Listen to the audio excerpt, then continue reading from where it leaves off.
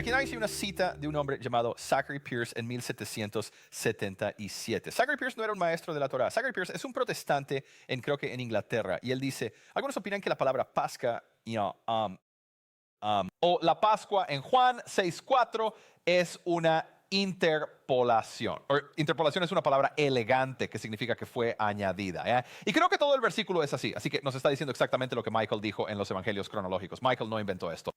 Los eruditos han estado diciendo esto durante al menos 400 años. Zachary Pierce, quien como dije es solo un protestante común y corriente, te está diciendo que Juan 6:4 fue añadido. ¿Por qué cree que fue añadido? Por varias razones, pero la principal aquí, no parece, según el relato del evangelista, que Jesús estuviera presente en una fiesta de la Pascua aquí mencionada.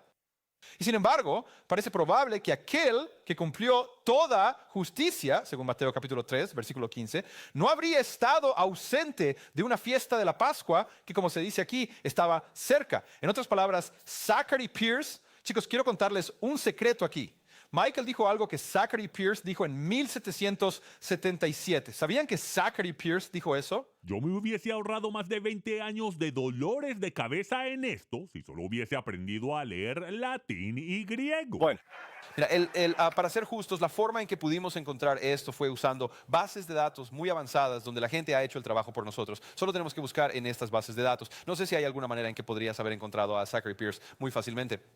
Pudimos usarlo, pudimos encontrarlo y usar estas bases de datos para encontrar esta información que si lo hubiéramos hecho hace 5 años nunca habría llegado a Zachary Pierce. Habría tomado toda una vida lograr eso. Pudimos buscar en estas bases de datos usando búsquedas muy sofisticadas. John tenían acceso a bases de datos a las que no era trivial acceder. Estamos hablando de que la persona promedio no puede simplemente buscar esto en Google. Tienes que obtener acceso a estas bases de datos muy costosas.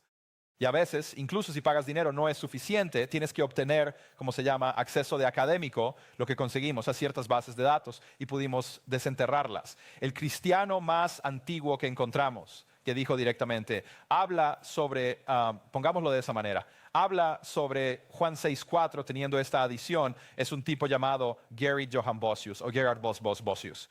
Él era un protestante en Ámsterdam que escribió un libro en 1643. Y de hecho tenemos el libro aquí con nosotros. Chicos, déjenme mostrarles este libro. Él es el primero que menciona esto. Este es un libro hermoso. Esta es la edición original de 1643. Y de hecho conseguimos esto, Michael, para darte como un regalo para ti. ¡Wow! Dios mío. Muchas gracias, chicos. Sí. Antes de darle el regalo, quiero leer a Bossius y contarles lo difícil que fue conseguir este libro. Por favor, adelante. Primero que nada, está escrito en latín y tuvimos que traducir esta sección. Y solo nos enteramos de esto porque estábamos buscando en estas bases de datos que decían, oye, el primero que conocemos que menciona esto es Gerhard Bossius. Así que en 1643 él escribe, no hay necesidad de que digamos lo que Michael dijo, que Juan 6:4 fue escrito primero, pero se acercaba el día santo de los judíos. En otras palabras, había una opinión común en la época de Bossius de que las palabras la Pascua fueron añadidas a Juan 6:4, que había alguna fiesta, probablemente Sukkot en el siguiente capítulo, ¿verdad? Que ellos creían, o ya sabes, los próximos capítulos en Juan 7, que creían que las palabras Pascua tenían que ser añadidas porque esto rompía la cronología, no tenía sentido. Y Bossius estaba diciendo, oigan, lo que todos a mi alrededor están diciendo, que Juan 6:4 son 2 palabras añadidas, la Pascua, puedo explicar eso. Él dice, pero, y el texto tenía que ver con el día sagrado de los tabernáculos, pero el copista, como no estaba prestando atención, escribió Pasja. Esta era la opinión común en 1643 en la época de Bossius. Él dice, los antiguos, y esto es realmente importante, presten atención aquí, chicos. Los antiguos se refiere a los primeros autores cristianos que hoy comúnmente se llaman los padres de la iglesia. Explicaremos en unos minutos qué es eso. Los antiguos parecen no haber leído la palabra Pascua en Juan 6 y demostraremos que no solo parece, es un caso bastante sólido, ya que dicen que Cristo predijo 1 año o incluso unos pocos meses más. Así que Michael, él está hablando aquí de 1 año y algo más. Eso es lo que has estado enseñando. Ellos hablaban de eso en 1643. Para conseguir este libro encontré un librero en línea en Italia. Y le escribí y le dije, necesito esto para marzo. Él dijo, no puedo conseguirlo. Esto es en noviembre. Él dijo, no puedo conseguírtelo para marzo porque tengo que obtener un permiso especial de Florencia. Tengo que viajar durante horas a Florencia, Italia, para obtener un permiso especial para exportar este libro fuera de la Unión Europea porque es de 1643. Yo dije, está bien.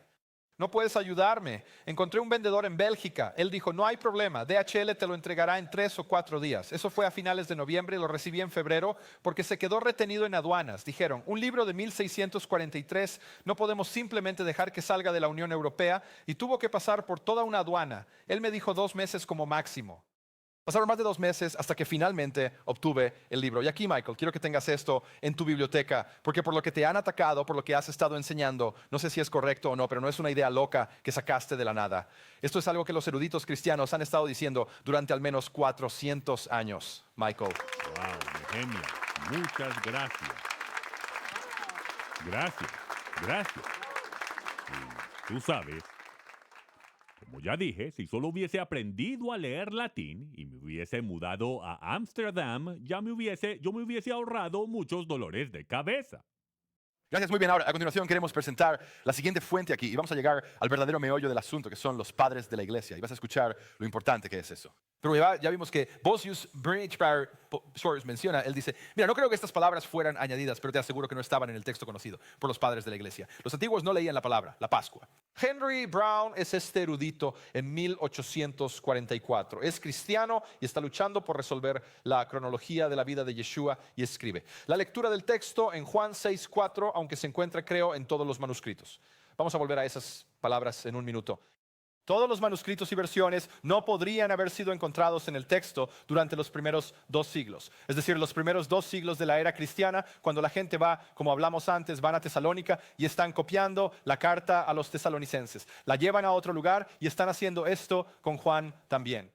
Él está diciendo, en los primeros 2 siglos, nosotros, las palabras la Pascua en Juan 6:4 no podrían haber estado en el texto. Y lo que realmente quiere decir es que cuando miramos a los padres de la iglesia, no encontramos estas palabras que ellos conocían. Y vamos a ver por qué dijo eso. Antes de llegar a eso, quiero detenerme un segundo en esta frase. Creo en todos los manuscritos que Juan 6:4 está ahí. Eso es lo que dice aquí. Henry Brown en 1844. Y nosotros en nuestra investigación, dedicando cientos y cientos de horas en 4, ya sabes, como dijiste, teníamos 4 personas diferentes, John y yo, y este hombre en Grecia y en y T-Bone. Todos nosotros hemos estado mirando estas diferentes fuentes, dedicando cientos y cientos de horas. Y seguimos encontrando esta afirmación. En todos los manuscritos, Juan 6:4 está ahí, está en todos los manuscritos. No podría haber sido, los padres de la iglesia no lo sabían, pero está en los escritos de todos, cada manuscrito que sobrevivió tiene Juan 6:4. Bueno, lo que encontramos es que eso no es cierto. Ahora, Michael ya aludió a esto en sus evangelios cronológicos. Menciona 2 manuscritos. Llegaremos a eso más tarde, en una sección posterior. Pero ahora quiero hablar sobre los padres de la iglesia. Y tengo que preguntarme, si estos eruditos hubieran tenido acceso a los manuscritos a los que tenemos acceso hoy, ¿qué habrían, sabes cómo habrían entendido esto? Incluso sin tener los manuscritos, estaban convencidos de que estas palabras fueron añadidas en Juan 6:4. Hablemos de los padres de la iglesia. John, pasaste cientos de horas. Básicamente hiciste una licenciatura en... O el equivalente al estudiar este tema de los padres de la iglesia. Y me dijiste que tu vida cambió haciendo esta investigación. Cuéntanos sobre eso. Bueno, Michael, cuando publicaste originalmente la versión manuscrita de los evangelios cronológicos, compré varias copias. Cuando salió la versión estándar, compré cajas de ella y las estaba repartiendo. Pensé que era una de las cronologías más interesantes que había visto y pasé mucho tiempo discutiendo esto con muchas personas. Y los padres de la iglesia no es un tema fácil de abordar, porque primero tenemos que entender que es un padre de la iglesia. Muchos de los primeros escritores cristianos cuya literatura ha sobrevivido, muchos de ellos fueron considerados padres de la iglesia católica. No todos eran católicos y muchas de las fuentes que vamos a citar hoy son consideradas por la iglesia católica como fuentes heréticas. Algunos de ellos son padres de la iglesia oficialmente, algunos no lo son, pero los padres de la iglesia son una perspectiva que obtenemos del texto de los evangelios en los primeros años. Nuestro texto que mostramos en la pantalla anteriormente, Sinaiticus, Vaticanus, estos son textos del siglo III y posteriores. Estas son copias del texto que Juan realmente escribió, que Lucas escribió. No tenemos el texto original. Bueno, una forma en que podemos acercarnos al texto original que no tenemos es que sí tenemos textos de escritores cristianos prominentes del primer y segundo siglo. Citan el texto, escriben sobre el texto, así que podemos obtener una idea de cuál es el texto detrás de nuestras copias más antiguas al leer las obras de estos padres de la iglesia. Déjame enfatizar un punto aquí.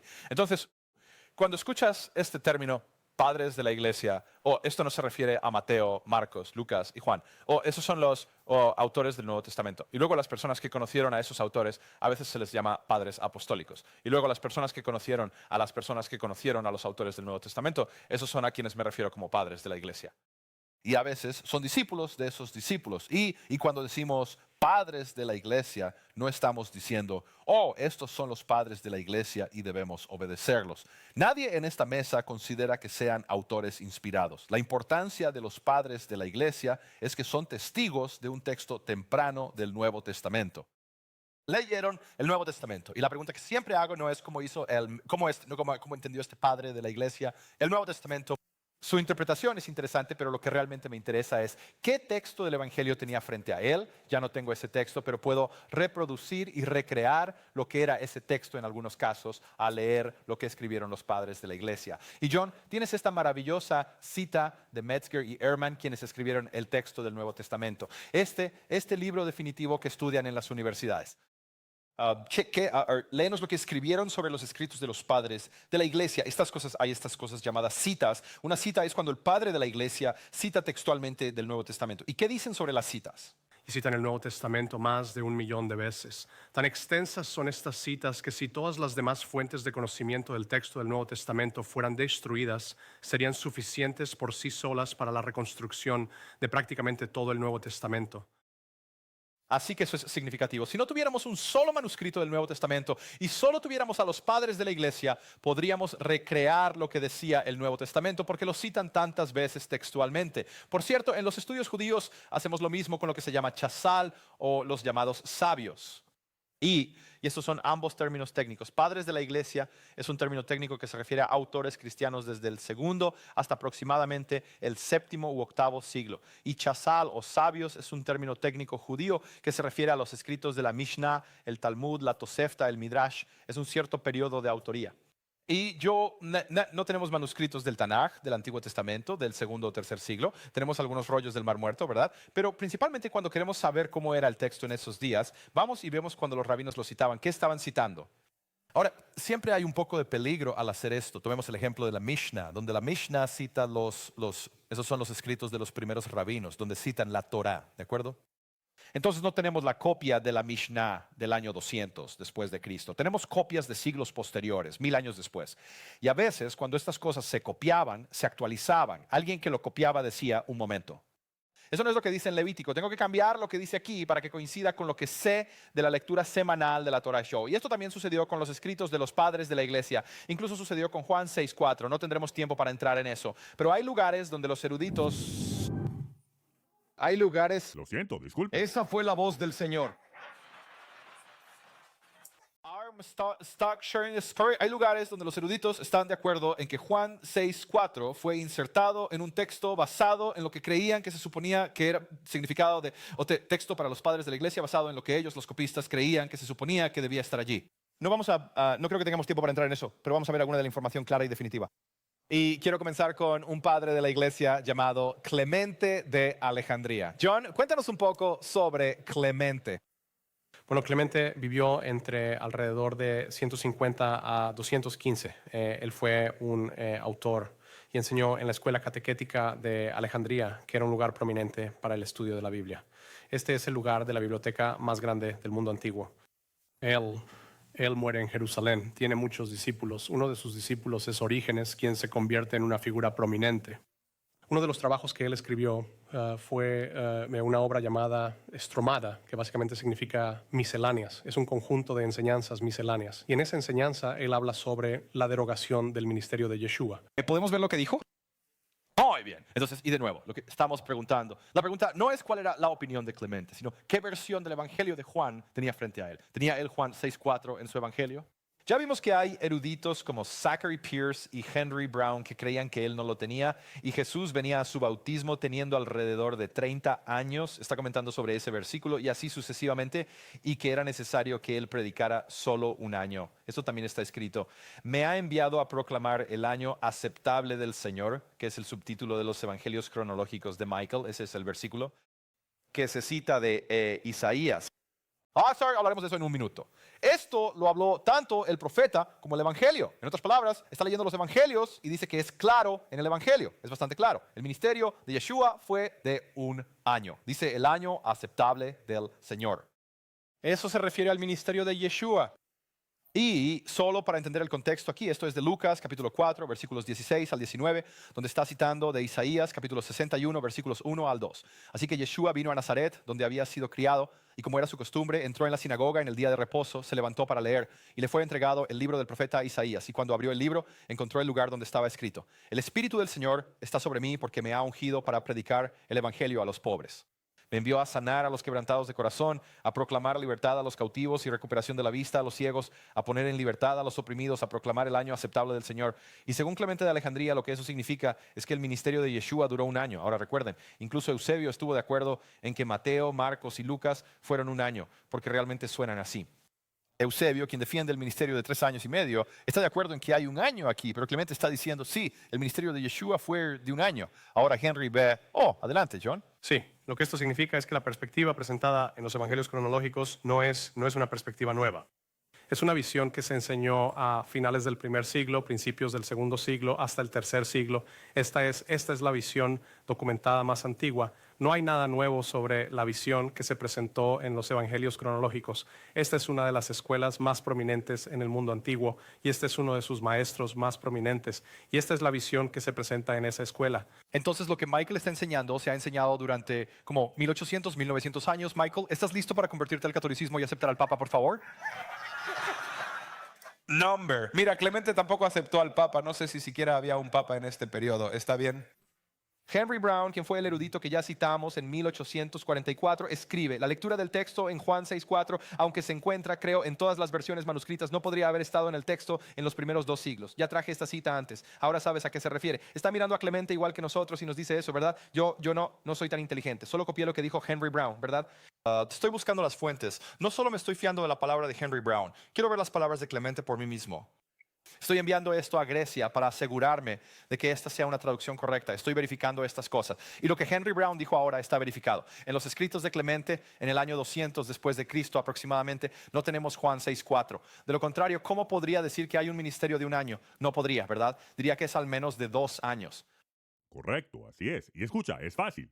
Juan 2 y 3 es la primera Pascua, luego tenemos Juan capítulo 12 donde está la última Pascua, y si ellos hubiesen tenido otra Pascua en Juan 6:4, ellos no hubiesen sido tan tontos de no saber que hubiese tomado más de 2 años el poder cubrir 3 Pascuas. Lo dije en la introducción de mi libro y tú ahora mismo lo estás comprobando. Sí, estamos trayendo las citas reales donde puedes verlo por ti mismo, puedes decidir por ti mismo. No tienes que depender de lo que dice Michael. Puedes estar de acuerdo con Clemente y Michael y Zachary Pierce y Henry Brown y otras personas que han dicho esto. Y mira, hay otra opinión por ahí. Y ahora Vossius. Bueno, Vossius en realidad creía que era más de un año y básicamente ignoró ese versículo. Oh, está bien.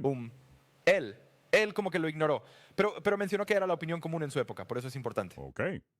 ¿Algo que añadir aquí, John? ¿Quieres? No, solo eso. Ya sabes, en este caso, Clemente, que no tienes que estar de acuerdo. Y esto es importante recordar. Mientras estoy discutiendo esto con personas, constantemente me dicen, entonces, ¿ahora crees todo lo que escribieron los padres de la iglesia? En absoluto. Estás volviendo al catolicismo. Sabes, nací como católico. Fui bautizado de niño. No estoy regresando al catolicismo. No tenemos que estar de acuerdo, incluso con las opiniones de Clemente. En esta cita particular de Clemente aquí, él está expresando su opinión. Esta es la conclusión que ha sacado del Evangelio. Ahora, es un poco descabellado suponer que uno de los maestros más destacados en una de las escuelas más prominentes ignoraría un lenguaje claro y simple en el Evangelio. Sin embargo, conocemos a muchos maestros destacados que ignoran un lenguaje claro y simple en la Biblia. Entonces necesitamos más que solo la opinión de Clemente. Y cuando miramos a los padres de la iglesia, vemos a Ireneo, obtenemos una perspectiva un poco diferente y creo que podemos sacar conclusiones aún más serias de esto. Está bien. Entonces, cuéntanos sobre Ireneo de León. Él es un tipo que escribió... Bueno, cuéntanos sobre él. Cuéntanos. Vivió del año 130 al 202. Fue discípulo de Policarpo. Se dice que Policarpo fue discípulo de Juan. Así que Ireneo estaba a una persona de distancia de Juan mismo. Del autor. Wow. Ireneo fue un cazador de herejías del siglo II. Él escribió obras enumerando herejías y luego atacándolas. Correcto. Escribió un libro llamado Contra todas las herejías. ¿Cuál era el título original del libro? Sobre la detección y derrocamiento de la llamada gnosis. Ajá, o sea, y así que este es el gnóstico que estamos haciendo. Él escribió particularmente contra los gnósticos y tenía su propia visión de la duración del ministerio de Yeshua basada en una interpretación que tenía de Juan 8:57. Este es el pasaje sobre Abraham y ellos le dicen a Yeshua, ¿tú no tienes aún 50 años y has visto a Abraham? Bueno, cuando Ireneo lee ese pasaje, él dice, bueno, no le dirías eso a alguien de 30 años, así que debe tener al menos 40, tal vez acercándose a 50 en este punto. Así que Ireneo cree que hay un periodo de 20 años. Un ministerio de 20 años. Un ministerio de 20 años, así es. Y no nos interesa la opinión de Ireneo, nos interesa, pero porque él creía que existía esta larga opinión y porque había esta enseñanza popular de un ministerio de un año, él tuvo un problema con uno de los maestros del ministerio de un año. Y él dice, voy a mostrar cuán poco conocimiento tienen los gnósticos. Y él dice, vamos al registro del Evangelio y contemos el número de Pascuas. Y así podremos probar que no fue un ministerio de un año. Entonces, solo para aclarar, Ireneo está en contra del ministerio de un año y lo que quiere mostrar es que el ministerio duró más de un año y quiere contar cada Pascua que conoce para demostrar que este grupo llamado los valentinianos está equivocado y que el ministerio es de más de un año. Desafío aceptado. Está bien, él dice, es muy sorprendente cómo los valentinianos y Michael Rood afirmaron haber encontrado las profundidades de Dios y no han buscado en los evangelios para ver cuántas veces después de su bautismo el Señor subió a Jerusalén y allí celebró la fiesta de la Pascua. Así que ahora te va a contar cada Pascua que conoce, ¿de acuerdo? Y lo que nos interesa no es su opinión, sino qué versión de Juan apareció frente a él. La primera vez que subió a la fiesta de la Pascua fue después de haber hecho vino del agua en Caná de Galilea en Juan 2. Después de eso, subió a Jerusalén para la fiesta de la Pascua por segunda vez. En ese momento sanó al paralítico que había estado junto a la piscina durante 38 años. Y eso es Juan 5. De hecho, hablaremos de eso más tarde. Pero esa es la segunda Pascua, Juan 2, Juan 5. Nuevamente partió hacia el otro lado del lago Tiberíades. Y ahora está hablando de Juan 6 y no está hablando de una Pascua. Quiere mostrarte que Yeshua subió de paso, subió a Jerusalén, salió de Jerusalén. Subió a Jerusalén, salió de Jerusalén. Y cada vez que sube es otro año. Juan 6 se cita como un ejemplo de él dejando Jerusalén. Aquí no se dice nada sobre una Pascua. Nuevamente partió hacia el otro lado del lago Tiberíades, donde cuando una gran multitud lo había seguido, él satisfizo a toda la multitud con 5 panes. Entonces está escrito que 6 días antes del día de la Pascua llegó a Betania en Juan 12. Desde Betania subió a Jerusalén y comió la Pascua en Juan 13 y sufrió al día siguiente Juan 19. Ahora todos admitirán que estos 3 tiempos de la Pascua no hacen un año. ¿Cuáles son las 3 Pascuas de Ireneo? Juan 2, la fiesta sin nombre en Juan 5 y Juan 13 al final, la Pascua final. ¿Por qué no menciona Juan 6:4? Juan 2 y 3 es la Pascua. Él sube a Galilea. Él se detiene en la aldea de los samaritanos, luego va a la boda en Caná, donde convierte el agua en vino, y luego va de regreso otra vez a Jerusalén para la Pascua. ¿Eso es lo próximo que sucede? Juan 2 y 3 es la Pascua y luego Juan capítulo 5 es la Pascua. ¡Eres un idiota! No, eso es Shavuot. Esa es la próxima fiesta. Bueno, y no es que él sea un idiota, bueno, podría ser un idiota. Justo, no lo sé. Lo importante aquí para mí, ya sea que él sea un idiota o no, es que no tiene Juan 6:4, porque si lo tuviera, lo habría mencionado. Absolutamente. Si Juan 6:4 estuviera en su texto, tendría que haber sido un idiota. Eso es cierto. Entonces ya no estamos estableciendo si Juan 6:4 es original. Estamos tratando de determinar si Ireneo era un idiota.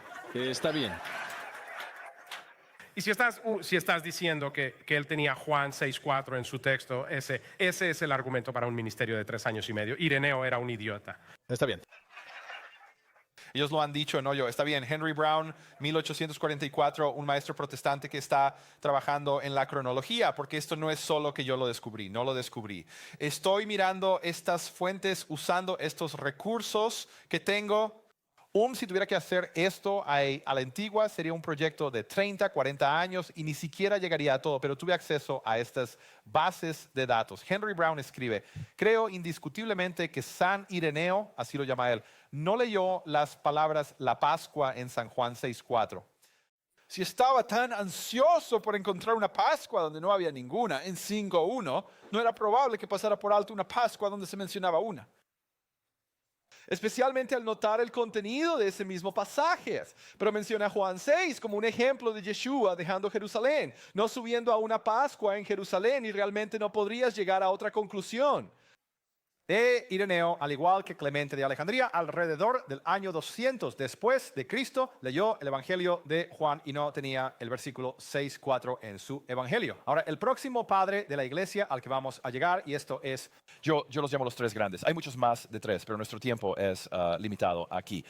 El siguiente se llama Orígenes. Orígenes se escribe con EN al final. No significa el origen de algo, eso es solo originus en griego.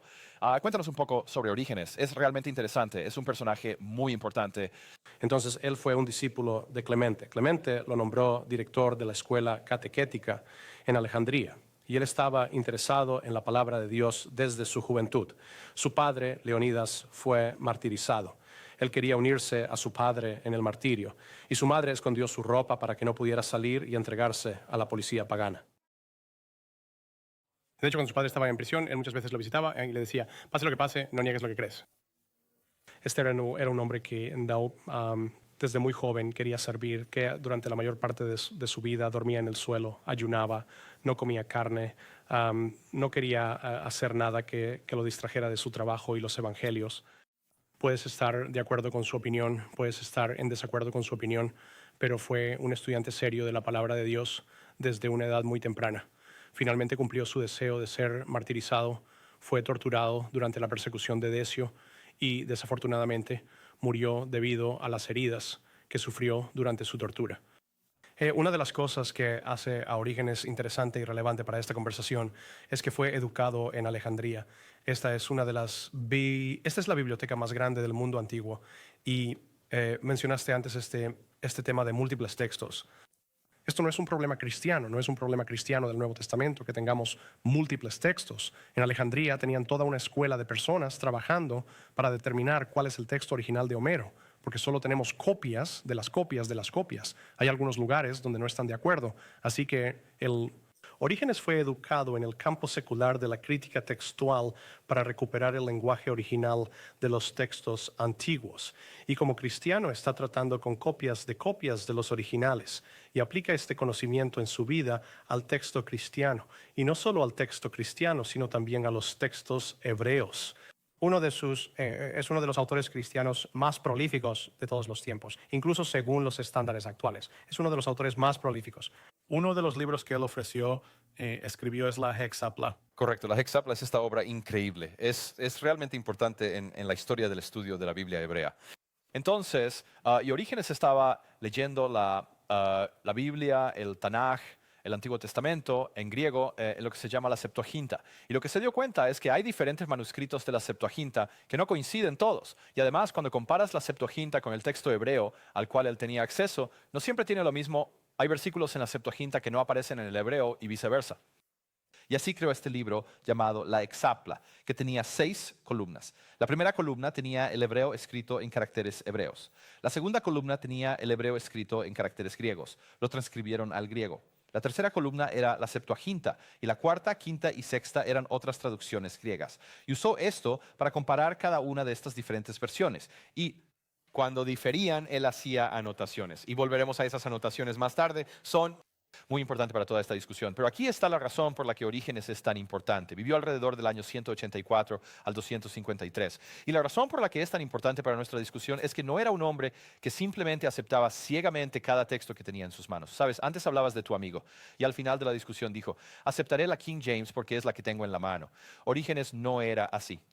Orígenes era exactamente lo opuesto. Salía a buscar manuscritos y a buscar diferentes documentos y los comparaba sistemáticamente. Y volviendo a los griegos, cuando miraban a Homero, para ellos ese era un texto sagrado. Y así que ellos desarrollaron toda esta ciencia de comparar sistemáticamente las tragedias griegas y los escritos de Homero y todos estos diferentes documentos para compararlos y asegurarse de tener la versión más precisa. Y Orígenes dijo, bueno, no deberíamos hacer eso con nuestra Biblia, y lo hizo con el Tanaj y también lo hizo con el Nuevo Testamento. Sí, y así, en cierto sentido, es el padre de la crítica textual del Nuevo Testamento. La crítica textual es toda una ciencia de comparación de manuscritos. Y también se le considera el padre en la iglesia cristiana de la interpretación alegórica. Y esto es importante y relevante porque Orígenes sentía muy fuertemente que si vamos a tomar el texto literal y vamos a encontrar una alegoría oculta en el texto, entonces es extremadamente importante que tengamos la redacción original precisa del texto, o nuestra alegoría nos llevará en la dirección equivocada. Así que Orígenes recopiló manuscritos de todas partes y estudió diligentemente variedades de manuscritos para asegurarse de tener un texto preciso. Chicos, eso es muy importante. Si quieren interpretar algo en la Biblia de manera simbólica, alegórica, como una imagen de sombra de cosas buenas por venir, primero necesitan entender el significado literal, ¿verdad? Esto lo veo todo el tiempo. La gente, yo lo llamo mover la cola moviendo al perro, ¿verdad?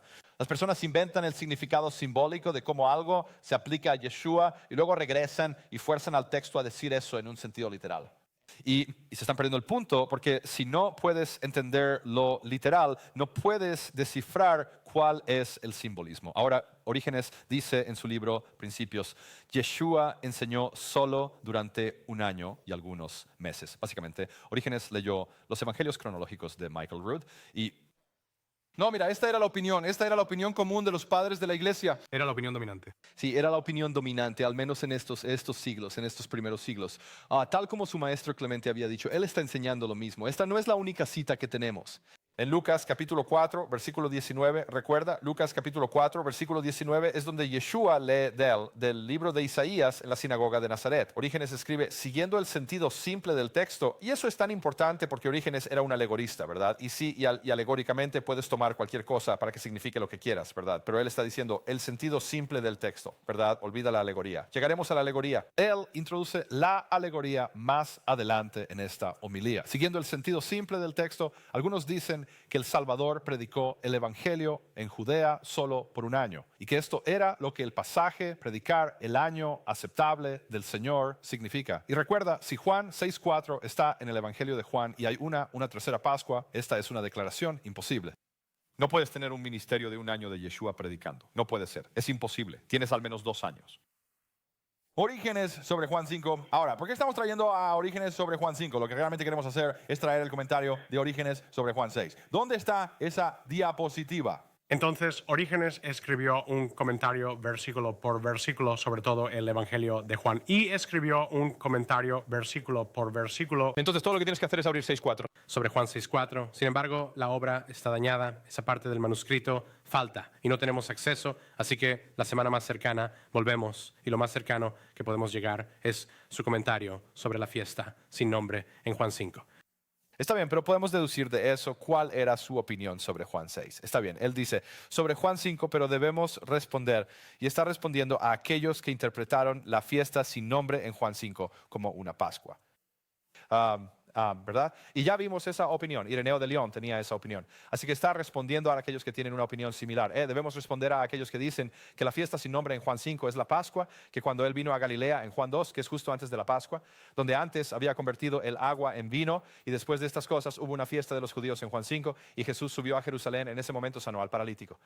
Pero en esta fiesta en Juan 5, pero si esta fiesta en Juan 5 fuera la de la Pascua, ya que su nombre no se añade, la secuencia del relato está comprimida, ¿verdad? Hay demasiadas cosas sucediendo, evento tras evento, demasiados eventos para que Juan 5 sea una Pascua. Y esto es especialmente el caso, ya que un poco más adelante en Juan 7 se añade que la fiesta de los tabernáculos de los judíos estaba cerca.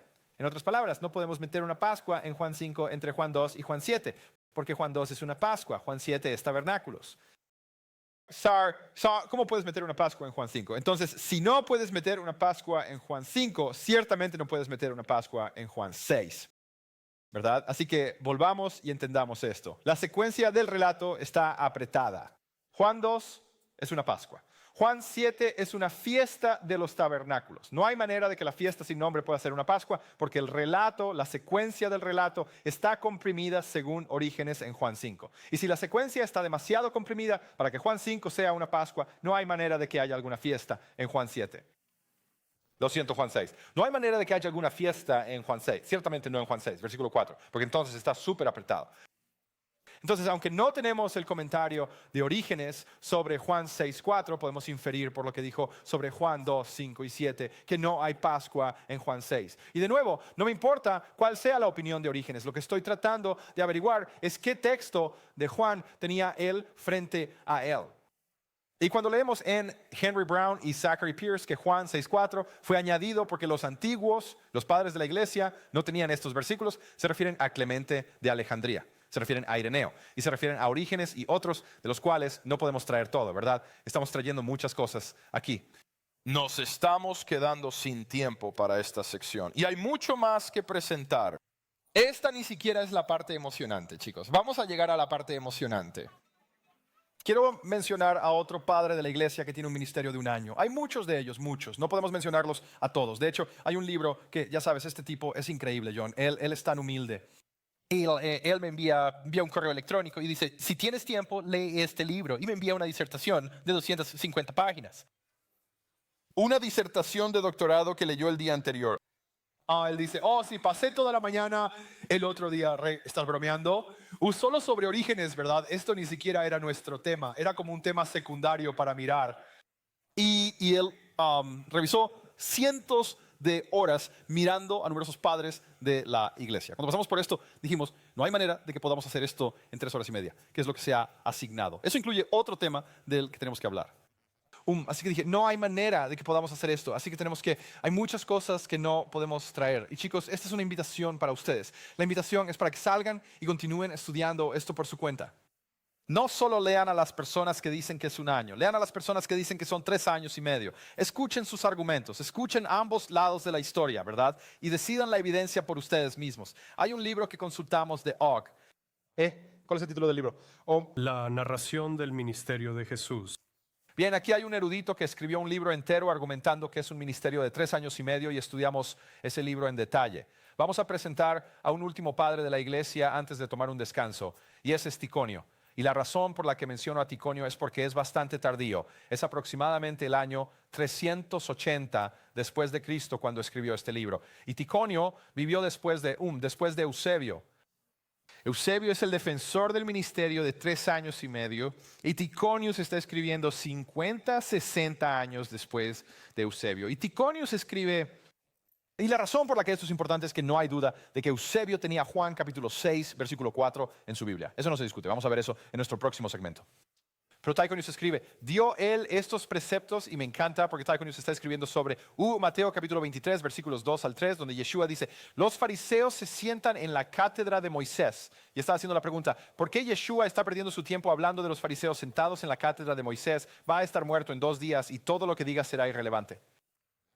La suposición de Ticonius es que todo lo que Yeshua enseñó durante su ministerio solo fue relevante hasta su crucifixión y luego fue borrado del mundo. Y su conclusión es que, tiene un significado simbólico para más adelante en la vida de la iglesia, pero el significado literal se deja de lado con la muerte de Yeshua. Y Ticonius dice, dio estos preceptos sobre los fariseos solo para los próximos 2 días, porque después de ellos ya no estaba vivo. Pero si también hubiera transmitido estas cosas desde el comienzo de su predicación, habría sido 1 año. Porque toda la predicación de Yeshua es 1 año según Ticonius. Así que incluso si en el primer día de su ministerio él dijo, no, ¿verdad? Correcto. Entonces, ¿sabes? Él habló sobre los fariseos y no seguir lo que hacen, porque se sientan en la silla de Moisés. Es seguir lo que enseñan. Eso solo habría sido relevante por 1 año. En ese año, ¿qué necesidad había de enseñar lo que solo se habría aplicado hasta la pasión? ¿Verdad? ¿Por qué está perdiendo el tiempo hablando de esto? Y la conclusión de Ticonius es que luego tienen un significado y una importancia alegóricos. Pero el punto aquí de por qué esto es importante es que incluso después de Eusebio, Ticonius está leyendo el Evangelio de Juan en su manuscrito y Juan 6:4 no está allí porque tiene un ministerio de solo 1 año. Ahora vamos a ver fuentes que hablan de un ministerio más largo. Vamos a hablar sobre Eusebio y otras fuentes que tienen el ministerio de 3 años y medio. Y al menos en el texto de Eusebio no hay duda de que tiene Juan 6:4. Pero lo que ya estamos viendo en los primeros 2 siglos cristianos, incluso en el siglo IV, hay 2 versiones. Hay una versión del Evangelio de Juan que tiene Juan 6:4 y hay una versión del Evangelio de Juan que no tiene Juan 6:4. Y no es que Michael esté sacando un versículo de la Biblia y diciendo, oye, no nos gusta este versículo, elimínalo. Estas dos versiones existen para el siglo IV. Y aparentemente podemos mostrar que la otra versión existía en el siglo II, basándonos en Clemente, basándonos en Ireneo, basándonos en Orígenes, que en su versión no había Juan 6:4. Y esto es igual que Hechos 21:25. No es que estemos eliminando un versículo de la Biblia. De lo que estamos hablando es que ambas versiones existen. Es posible que no supieras que ambas versiones existen porque nadie te lo dijo. Y entonces solo pensaste, esto es lo que dice, esta es la que tengo en mi mano, la que tengo en la mano es la que tengo que seguir.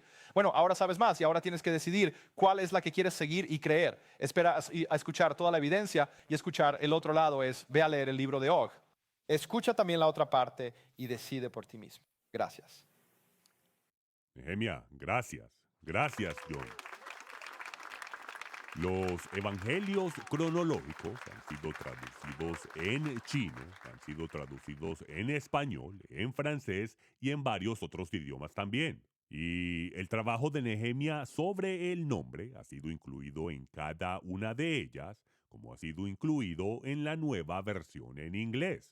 Ahora, el trabajo que John y Nehemia han hecho sobre esto también tendrá que ser incluido. Y aunque no podemos poner 3 horas y media de información en el libro, esta información de alguna manera tendrá que ser resumida. Y les digo, estoy tan agradecido que estos dos eruditos, estos dos hombres de integridad, han puesto sus hombros a la carga y han hecho algo lo cual yo nunca jamás pudiese haber hecho por mí mismo. Mi deseo fue solo traer el testimonio de los evangelios a vuestras manos, y con la ayuda de estos dos hombres, ellos lo han elevado a un nivel mucho más superior, y estoy de todo corazón agradecido con ellos. Este programa, que esperamos haya sido de bendición el día de hoy, lleva cientos de horas humanas en producción y postproducción, y esto es sin contar las horas que toma el doblaje al español. Esto solo es posible por personas como usted que apoyan a este ministerio. Nosotros hacemos nuestro trabajo de llevar esto gratuitamente al mundo. Y es por esto que ahora les pedimos que consideren las palabras de Yeshua. Habéis recibido de gracia dad. Shalom, seguidores de la Torá. Si les ha gustado este video, por favor presionen el me gusta y compártanlo con sus amigos. Suscríbanse a nuestro canal y presionen la campanita para que reciban inmediatamente notificación cuando haya material nuevo disponible. No olviden visitar nuestra página unrudodespertar.tv y bajar nuestra aplicación en iPhone o Android para poder continuar compartiendo la verdad de las Escrituras.